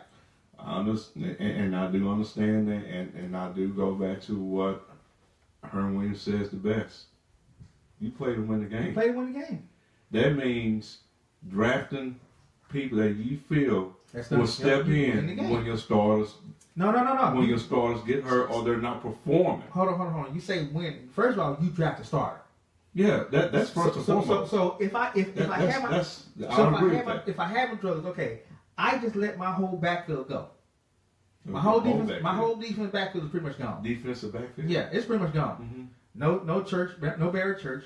Oh, okay. No Brandon Carr. No Morris Claiborne. No J.J. Wilcox. None of that. So guess what? Am I going to go into the draft, not address my defense, my backfield, and go get me a backup offensive lineman who may not play? No, you go and draft what you can to replace what you lost. And you do that in free agency too. You address your needs first. Mm-hmm. Dallas, I agree with that. The Cowboys were not in a position to address backup positions. Why was that? Because they had just gotten rid of the whole back. We already knew the defense needed help. We spent so much time, so many years messing with this offense, getting this offense where we wanted. And as of last year, we thought the offense was right where we wanted. 13-3, we figured, these boys are ready to go, right? Okay, so now you go to the defensive side of the ball, and we know what happened last year when Sean Lee leaves. Oh, goodness. So guess what we need to do? We got to go shore that position up. Do you see the record with Dowley and Whitley? And we still have to shore that position up. You still have to. So do you go back into the draft and say, hey, I'm going to go get some more backups? That was my next question to you while we're on this subject. What do the Cowboys need to address in the draft? Number one, I think they need a receiver. I think they need what kind of receiver? I think they need someone to stretch the field and run a route. Okay. I think you might have it in Ryan Switzer. We didn't see him, but I saw a good piece of him in that last Philadelphia game, and he's okay. Yeah, I think you need a receiver that's going to stretch the field, because you have to open it up. You have to open up the field a lot more for Ezekiel Elliott. I mean, but Ezekiel Elliott is scary enough. Well, let's put that on pause. What do you do with Dez Bryant? Well, they've already came out and said they're going to keep him. So, and that's they have plans. That's a moot conversation. His contract they have plans to keep him. Yeah, his contract's not even up yet. I know, but he's due 12.5, and he's gonna count $16 million off of the cap next year. Yeah. So you can, and there's a big ruckus about that. 16 million. Wait. Where's the ruckus? Well, it's not. Wait. Now. Let's split this thing real quick. Okay. The ruckus has nothing to do with the Cowboys in their front office. The ruckus has something to do with what media is trying to put out there. All this stuff started because media said something. Yep. No. Questions. Wait, when media asked Stephen Jones or Jerry Jones, they said, "What's wrong? We're gonna keep him. What's the problem?" The Cowboy brass is not saying anything about letting Dez Bryant go. Their brass is not saying anything about that. Media is bringing that out there, and they start asking questions, so you have to answer their question, even though it's not an issue. It started with them talking to Dez Bryant. So we know for sure Dez Bryant gonna take a pay cut. No, we don't. We don't even know. Why do we not know? We don't even know if they're gonna ask him to take a pay cut. The Cowboy brass is not. Would you be willing to allow Dez Bryant to kind of get $16 million against your own cap, knowing he did not have a 100-yard game at all last season. Neither did he have 1,000-yard receiving. No, I think. Listen, so you the $16 million against the cap. I think we need to readjust this. But here's readjust what? I think we need to readjust his salary, You don't let them go because guess what happens when you let them go? How do you explain? I mean, I think In what way do you readjust it? you need to renegotiate the salary to where you save the money So off the cap. eventually you're gonna sit Des Bryant down and talk to him. Is Yeah, that what you're yeah, saying? yeah. I'm saying that, but Mhm. that's me. I'm saying the Cowboy Brass. We have no idea what they're gonna do. Nobody knows what the Cowboy Brass is gonna do. The only reason why this becomes an issue is because the media throws it out. Well, it's gonna become an issue because sooner or later you gotta pay Zach Martin. Yeah. Sooner or later, in a year or two, you got to pay Dak Prescott. Well, Well, no, Zeke first and then Dak. No, you got to pay them both. They both were. I know. Yeah. I'm just saying in terms of importance to But the by the team. time they get to that point, Dez will be gone. This is last year of his contract. Well, as a general manager, do you think that you have to start thinking about how you're going to get this money together in advance and not wait till the last minute? Yeah, because by this year his money he's gone. That's it. So wait a minute. Are you telling me Des, in your opinion, he's not a lifetime Cowboy? No, You don't think so? no, Oh wow. no. Why is that? Because Dez his skills have deteriorated. Okay. His skill set has deteriorated, and so why do you? So eventually he won't be a Dallas Cowboy in your foreseeable future. Right. He may wind up retiring. Or he might wind up going somewhere else. But I don't think they're going to re-sign him. After his contract is up, I think is up. Do you think the Cowboys are going to pay him what he's due next year? I don't know. I'm asking you, the bench warmer. I know. You said, do I think? I said, I don't know. So I think your that- gut feeling is really you don't know. You don't know which way they're going. Right. You know why? Because they're not saying anything. They're keeping hush hush. You keep your ear to the ground. And only thing I they're saying- think only about, thing but they're I saying think is- Stephen Jones said something today or yesterday that they're not saying nothing, but he's giving clues. Because one of the things he said was, we're gonna have to. Des understands that he is due this much money, and with that comes production. Right. So maybe they restructured the contract and say, hey, now let's give you a Colin Kaepernick contract. So for me, if we're gonna pay you $12.5 million, knowing that you gonna count $60 million against the cap, we're gonna expect you to do better than what you have been doing the last 2 years. Exactly. Meaning they're gonna put the trust in him that he will step it up, or son, we're gonna have to sit down. So we got to sit down. We're gonna have to talk. I think they're at the sit down talk stage, but the sit down talk stage might be, hey man, you got to pick up the production and walk away. It may not be a sit down talk and we're gonna take your money away from you. It just might be a sit down. Hey, you need to pick up your production. Remember, Dez came out last year and said, me and Dak on the same page. We good to go. We're gonna stay out and we're gonna sit there and do this thing one more time. And that's another thing. Stephen Jones admitted that that his rapport with Tony Romo is vastly different than what is with Dak Prescott, with more time dealing with Dak after Dak's rookie year. But here's the you have to understand that because And I found out around that he would say that. because that's common knowledge. I'm gonna tell you why. Mhm. Because Tony Romo and Dez have been together for so long. It takes a long time to get that rapport, to get that 1-2 punch going. They've been together for so long, so Tony Romo knows enough about Dez to know where to put the ball, where not to put the ball. That's over years. Mm-hmm. That's over time. It don't happen overnight. Mm-hmm. You know, and we're just talking about 2 years. We're talking about Dez and Dak being together for 2 years. Mm-hmm. They're not going to have the same rapport as Tony Romo and Dez. Mm-hmm. You know why? Because time. Mm-hmm. They haven't had enough time to have that type of rapport. Mm-hmm. And they're trying to develop it, but that takes time. It just don't happen overnight. Mm-hmm. So that's not anything bad to say. Mm-hmm. That's just saying, yep, it's going to take some time, and we haven't had the time to do that. Mm-hmm. That's all that's saying. And I agree. Did you hear that clip though? Yeah, I heard the clip. When Steve was not to me, just when Steven was talking. I did hear Okay, the clip. I'm gonna make sure you heard it first before we say anything. Yeah, I heard the clip. I heard Okay. the clip. And So what did you get out of that clip?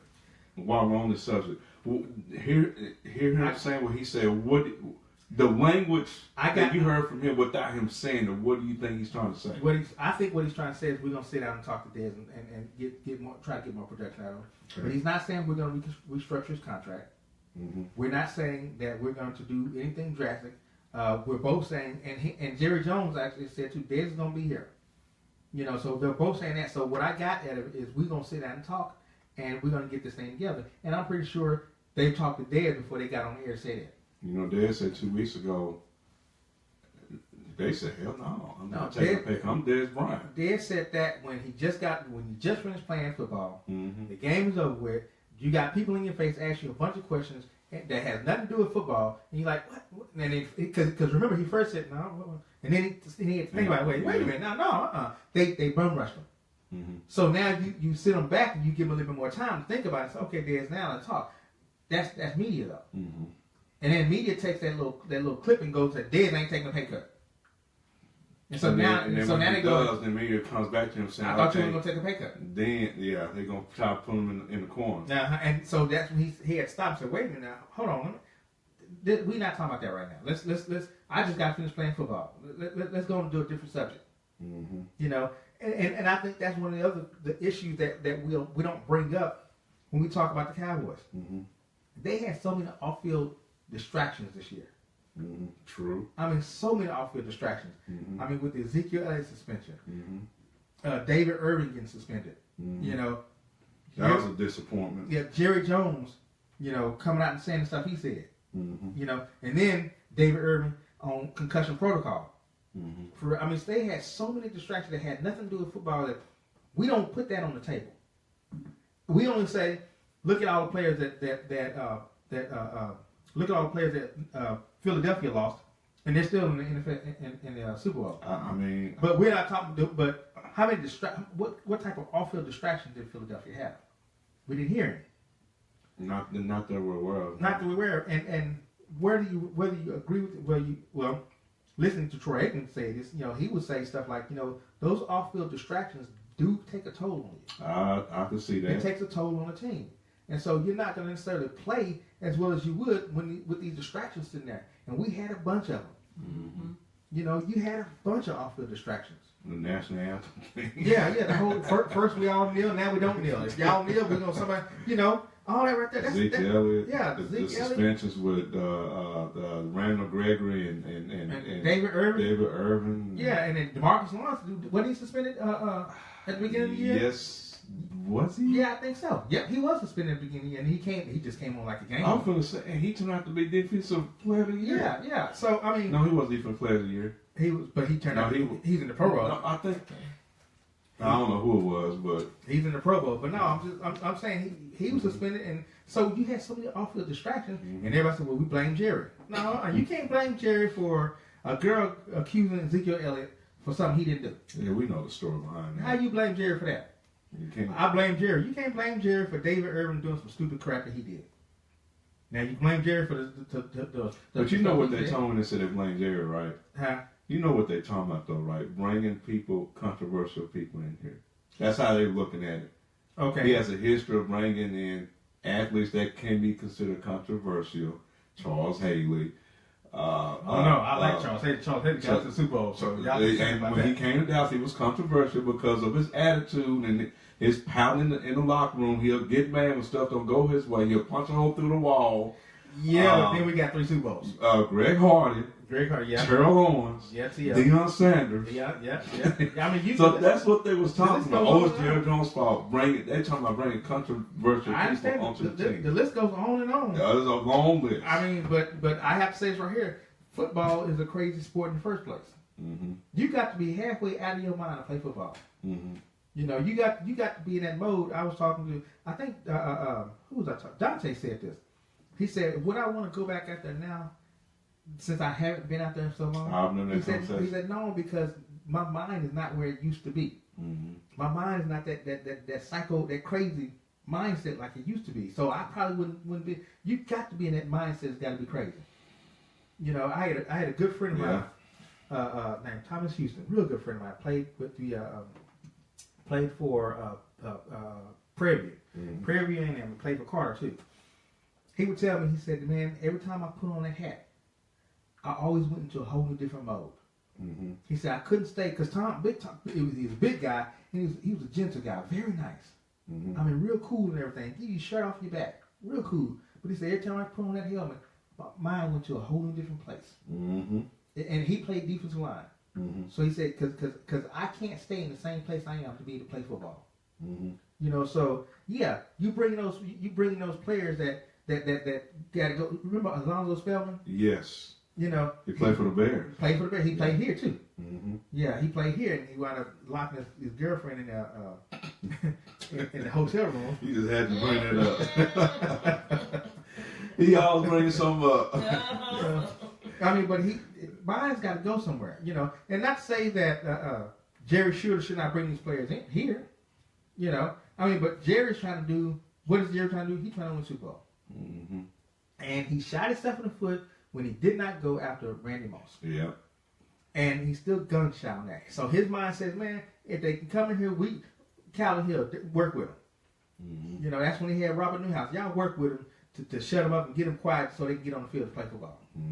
Because the bottom line is we need to win the Super Bowl. Mm-hmm.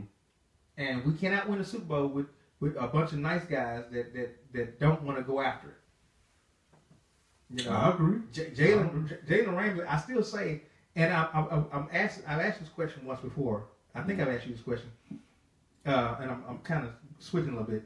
But Jalen, Cowboys got the 4th round pick. Mm-hmm.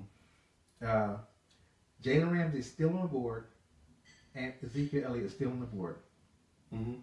Who do you pick? You got Joey Bosa, Jalen Ramsey, Ezekiel Elliott. Who do you pick? Ezekiel Elliott. Yeah. It's dude. Yeah. Jalen Ramsey has proven to be a beast on defense. As a matter of fact, he was selected All Pro first team. Yeah. Along with Joey Bosa, Uh-huh. who has turned out to be Ezekiel Elliott, man. It's just The dude is the full package. He could catch out the backfield. He pick up blitzes well. He run the ball well. I mean, he's a complete package. He missed 6 games. I still pick Ezekiel Elliott. He missed 6 games and was 20 yards away from 1,000 yards. Missing 6 games. How do you miss 6 games and you only 20 yards away from That means he almost, if he played a full 16 games, he had still no would 1,600 yards. another If 16 not more. yards, if not more. Yep, that's just unbelievable. That is crazy. That's crazy. I still would pick.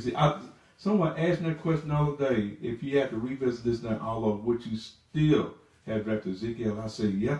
Yeah, I've done it. Yeah. I know Jalen Ramsey is good. He's a shutdown corner. Joe Bosa, man, that dude is sacking the quarterback. But Ezekiel, But the reason why you pick Ezekiel Elliott, because you already have a dominant offensive line. I'm gonna tell you 2 reasons why you pick Ezekiel Elliott. Mm-hmm. Because number one, I know defense wins championships. I True. understand that. That's why you got a Joey Bosa. That's why you got a Jalen Ramsey. That's why you got these. Is that why the Eagles in the Super Bowl? Well, yeah, because their defense shut down Minnesota. You know, it had some offense too. Mm-hmm. But and actually their defense scored too. Mm-hmm. So defense wins championships, but offense has the most ability because they have the ball in their hands. If you can keep the ball in your hand as much as you can, you have the best ability and the best chance to win that game. Ezekiel Elliott keeps the ball in the offensive hands. Mm-hmm. So that means Ezekiel Elliott, while he's keeping the ball in hands, he's playing defense because he's keeping the other offense off the field. And the way our defense is, they need to stay off the field. Well, you also have to milk the clock. Yeah. Because the more you run that clock down, the more you keep the ball away from the opponent. And Ezekiel milks the clock by hitting like 5 or 6 yards a pop. And he makes Dak Prescott. That's why I always say that Ezekiel Elliott should have been Rookie of the Year last year. Mm-hmm.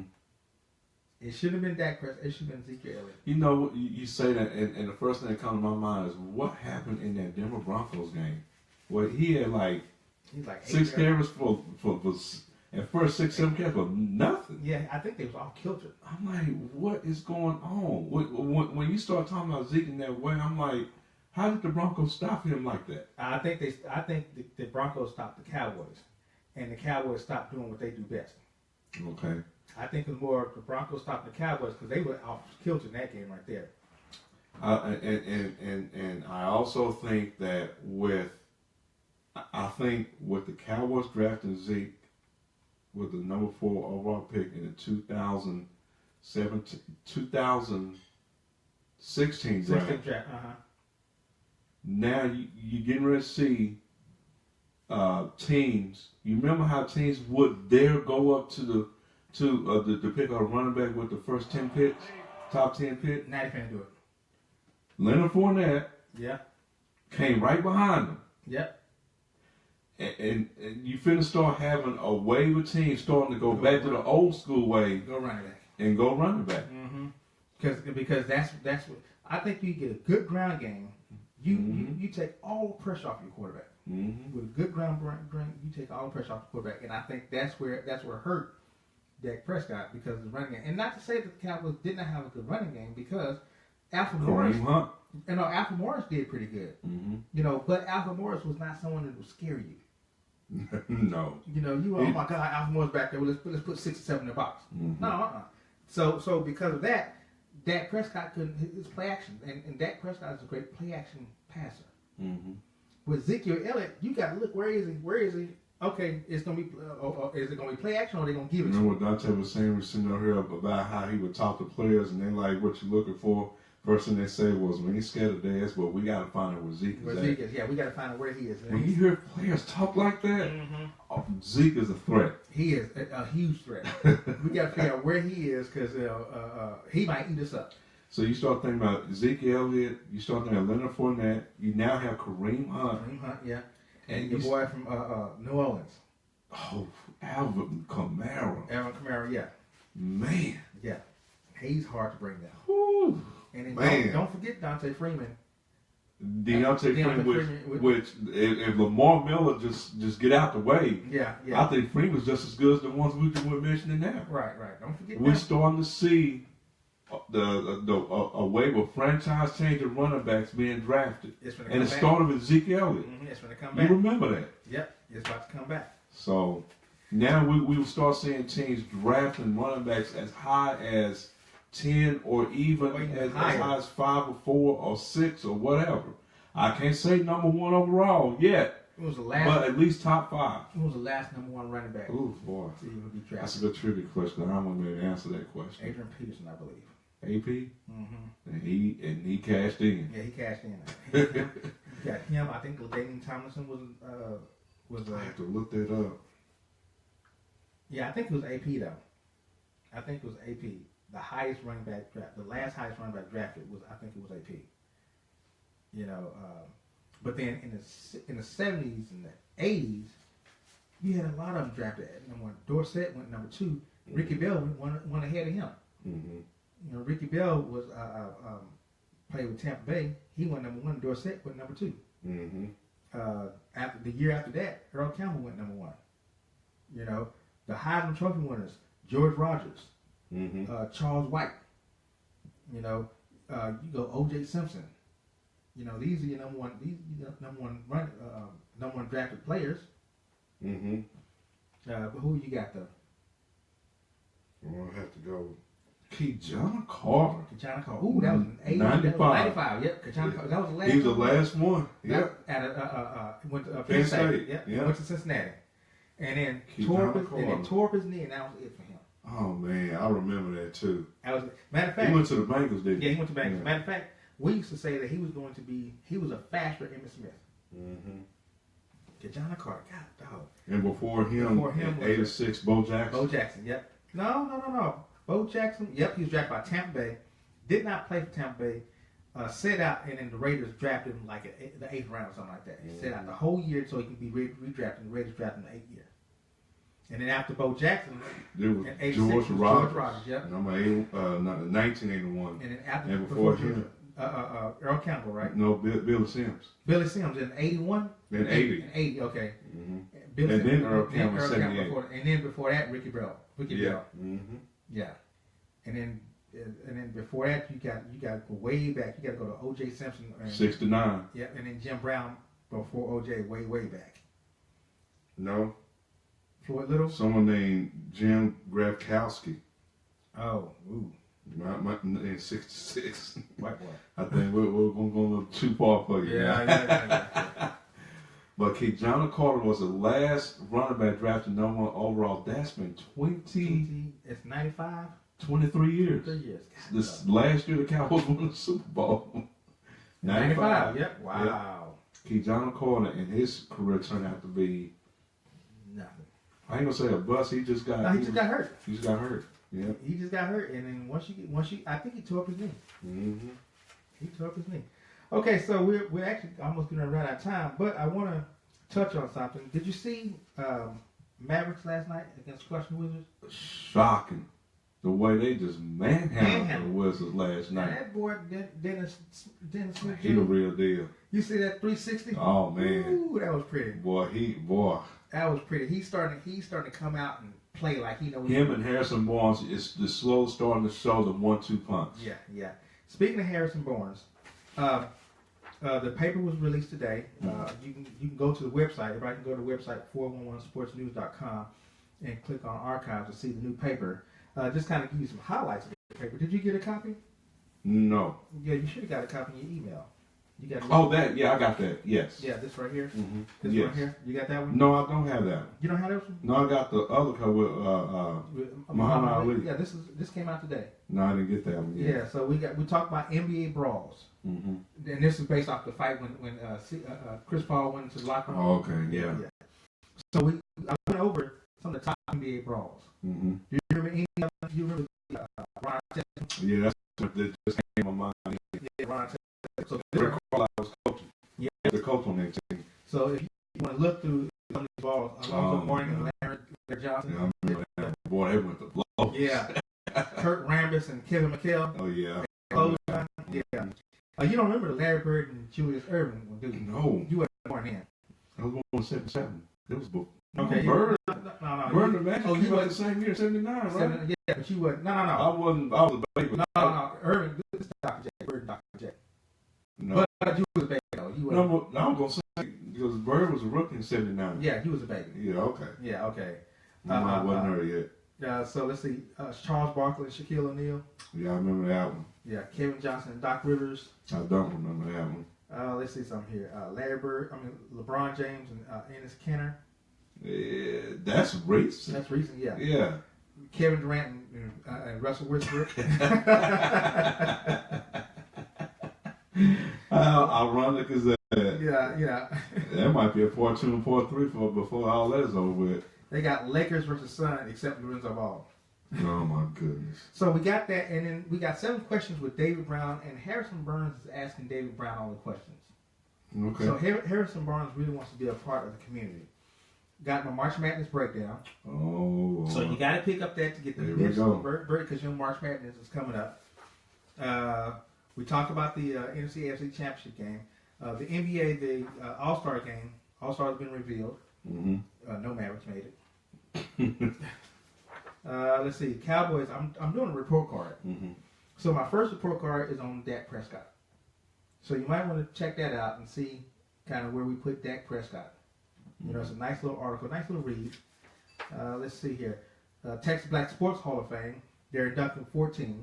Okay. This article is about Aaron Glenn and Russell Merlin. Mm-hmm. Yeah, this was about Aaron Glenn and Russell Merlin. So I'm gonna kind of get through each one of them, and I'm spitting at the water cooler. Mm. My little bit. Bench wants to spin at the water cooler. Yeah. I got to be at the water cooler. Yeah. And then there's a nice article. We did a nice write-up on Angela Bassett. 911 is Angela Bassett. She did the article. It's a really good article. Really good read. And we talked about her top 10 Movies. Yeah. Yeah. So you might want to pick that up. Got a he say she say. He say she say. This one is men are more intimidated by women who makes more money than them.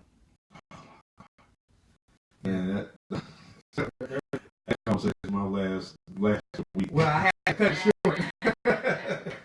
we got Oh man, that's one of the conversations when the average man is not going to be quiet about that. and, you know, he can't tell the truth either. She also did an article on social media in 2018. Actually, social media is changing a whole bunch in 2018. It's changing the mindset. Yep. So you got to check it out. It's going back to what it originally intended. Let's come back to what it was really intended. Which is? social media, not business media. Oh, okay. Okay, so that's how you make sure you Make sure you email me that. yeah, I haven't received it. I got the other volume, but Mom, I haven't gotten it. you sure yet. you didn't? You might be in your spam. Really? It might. Okay, I'll check. I don't check the plan. Yes, check it out because I sent it to you the same way I sent it to you last time through the newsletter. Okay. All right, but make sure you get a copy. You can always go on 411sportsnews.com and pull up the archive. This copy will be there. It's a cover of Blake Griffin and the Toronto Raptors. It's NBA Brawls and Fights. So we're coming out with this again next week. It comes out once a week with the newsletter. And then again, our shows, Woman to Woman. We have Life After Birth. And we have the Valda BB Show. All those on a gospel station. We're looking forward to bringing on a jazz show. Again, yeah, Okay. trying to get that shit, trying to bring up shows. The next time you'll see us out is at the Texas Black Sports Hall of Fame, Which is the 24th of February. okay. Yeah, so the 24th of February is the next time you'll see us out. This is the Crown Plaza. 24th of February. Yeah. Okay. Yeah. And so we'll be getting those inductees in. And I think I got a little bit more time. Well, you got anything? You got anything left? No, that's it. Okay, well, let me run through one more time the inductees for this year's Okay. class. Let's see here. We got Lucius Williams, who played basketball. Artist Gilmore. Artist Gilmore. Yeah, John Lucas. Mm-hmm. Deborah Rodman, which is Dennis Rodman's sister. Okay. Cassius Green, who's a coach. Mm-hmm. Alan Wilson, who was a coach. Mm-hmm.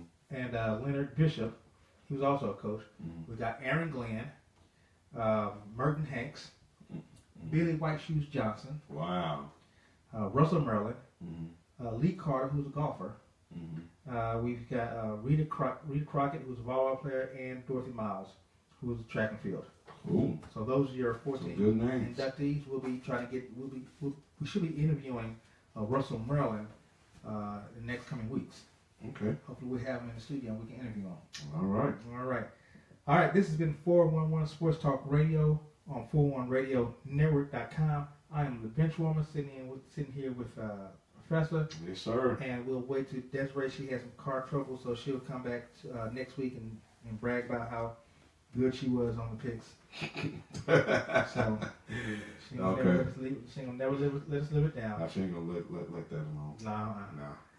All right, so we will see you when we see you. Again, 41 Sports Talk Radio on 41RadioNetwork.com. We are out. Let's roll. All right. Yes.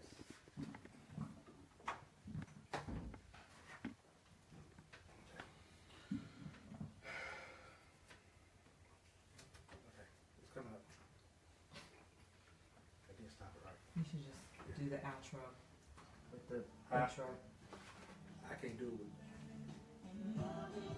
I can't do it with the way this is. I can't do that like that.